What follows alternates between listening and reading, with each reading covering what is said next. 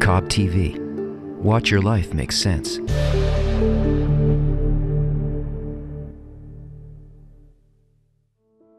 When one looks into the human heart, we can see it is a collection of desires. From the basic necessities to the more complex social desires of wealth, honor, and knowledge.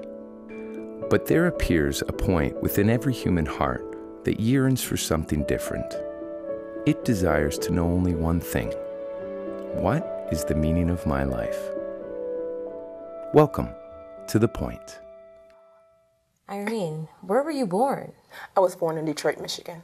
I guess I was a normal child. Some of the things that I was told as a child was that I was spoiled.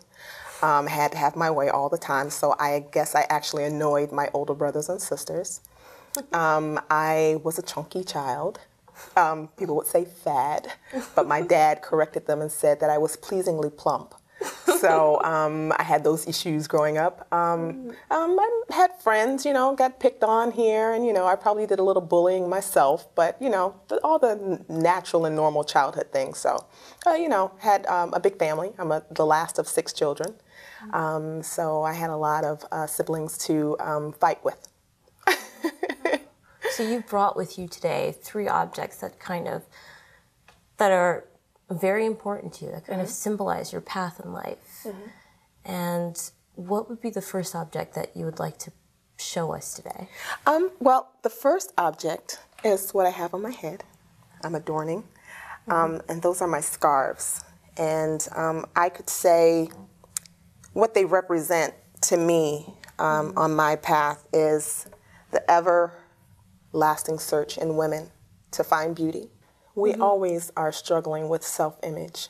We just, the constant diets, just trying to get the eye of the cute boy in the classroom, and he's not paying attention to you, but to the other girl. So, that was a quest, always had body image issues, always on a diet, always in the gym exercising, and then finally, coming around full circle. Now I am a fitness instructor and into fitness and health.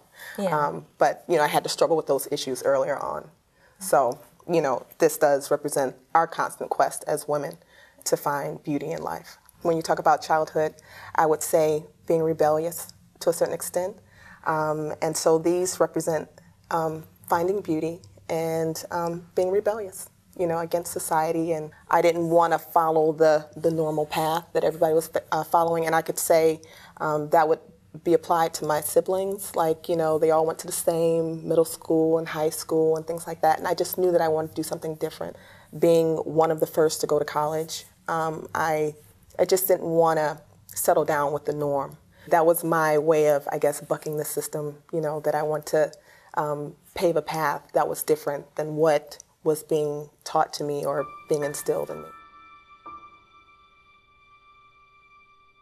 I can think about many conversations that I had with my father, with my sisters about purpose in life, and never ever getting an answer. And them having the same questions and then somehow just acquiescing to that, but not pursuing a path to find the real answer. What was their answer? They just kind of sat back and didn't. My father, I would say, the story behind him, which would lead me into the second thing that I brought, if I could share it with you. I had a storage unit, and I cleared it out about, I would say, 6 months or more. Right. And I came across this, which is a letter that, owed to my father, which I wrote in 1998 for his funeral. And just to show you how beat up it was, but he was my inspiration to also rebel and to continue to ask the questions. And I remember when we went to his house to clean up, and he had just all sorts of books because he was in search. But he was diagnosed with cancer in the December 1997. Wow. And he was under the care of my sister. And she was my family grew up we're part of the Pentecostal faith. And it's a faith that, for me, it invoked fear, not a love, and the fear of going to hell. You know, that you had to build your relationship with the Creator so that you can go to heaven. And that's the premise, right?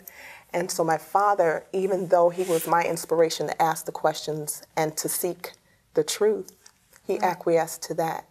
Because I think facing death, he felt like he had to.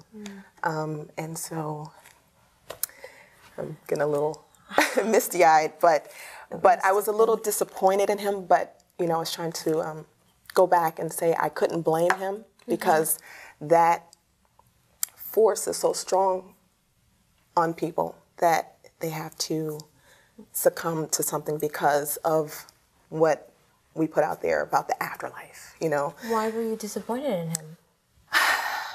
Because he was I wanted to be like my dad. He was a rebel in his own right, you know, and I became a vegetarian because he was a vegetarian, you know. He was a poet, and I, you know, started writing songs and poetry and things like that. So when you talk about daddy's little girl, you know, I was one of them, and I longed for him, you know, but he was a fighter, you know, he bucked against the system, and I wanted him to carry that with him, you know, as he left what we know about this place and move on, transition on to the next phase of life.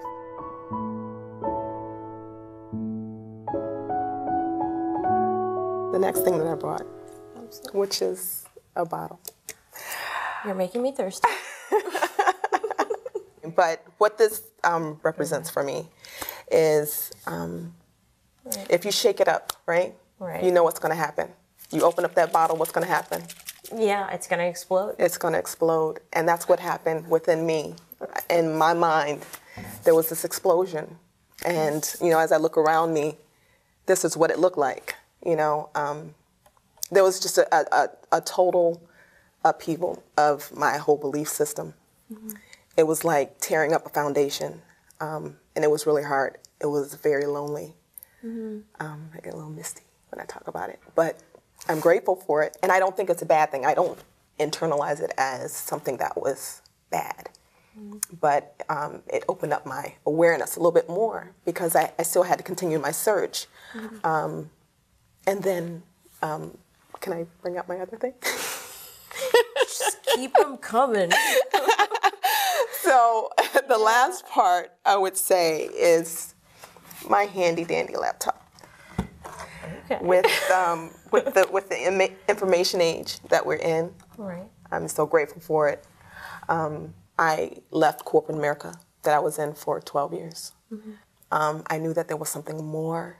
At the job that I was doing, it didn't interest me. I didn't feel like you know, some people feel like they have to be in helping humanity, and I was like, I can't put another product on the shelf. It's not helping anyone, you know. So I felt a pull, and so I quit. You know, thank God for my husband, who picked up the slack and allowed me to do that. I was just on this mad dash to correct my life and to get back on the path that you had set for yourself. Well, there was actually no path. You know what I mean? It was just questions. I had questions. I'll use the word desperation because I was still, you know, hungry. I need to find this answer. You know, you got to give it to me. You know, what's the deal? So one night or late afternoon, I was at my kitchen table with this laptop. And I'm like, what's my purpose? Typing it in. So I knew it was silly, but I finally got up enough courage to type in the word Kabbalah. You hear things out there. Kabbalah's this and that, and ooh, don't touch it, you know. So I said, what came up for me must have been Google connecting me right to YouTube videos. Well, I sat there It must have been like 4 hours. I 4 could not hours of tear. I YouTube? couldn't tear myself away. The purpose of life, creation, just all the questions that I had that he put an answer to, a face to, some understanding, some logic to. So I sat there and I listened and I listened and I listened. And I said, okay, no more. I'm going to get up, go cook dinner. You know, my son's coming in asking me where's dinner, and I'm like, okay, in a minute. But I sat and I listened, and I couldn't finish it all because I did have some other responsibilities. But the next day, I came right back to the computer, and I listened to all the other lessons.